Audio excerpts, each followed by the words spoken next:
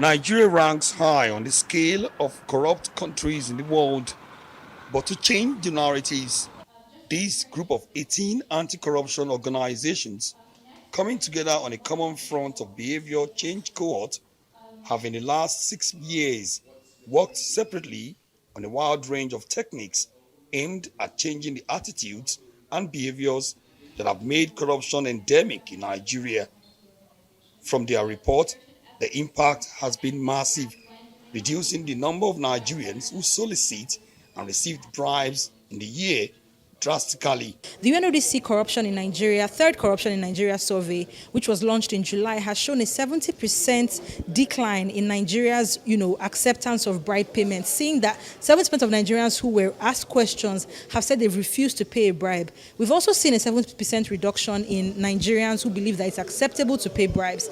And behavioral change cohort has also seen holistically that in changing behaviors, it's important for us to tailor the approach to the audience, and starting from children as early as 6 years old to adults throughout society.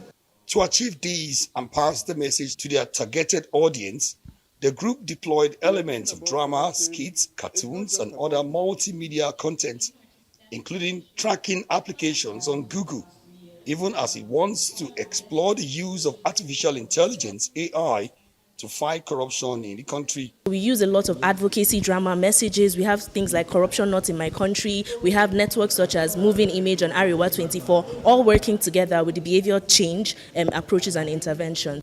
Yet they admit that corruption remains widespread, insisting, however, that Nigeria, with their kind of intervention, is on the road to winning the fight.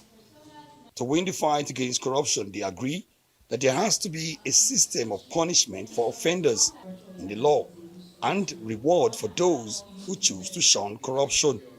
I think that corruption creates an environment where poverty flourishes, and when people are in a state of poverty, they become desperate, and this environment and this feeling of desperation does contribute to the insecurity that we're seeing as a nation. Perhaps more importantly, it's a clear call for all hands to be on deck in the fight against corruption, the cost of which they say has held Nigeria down for too long.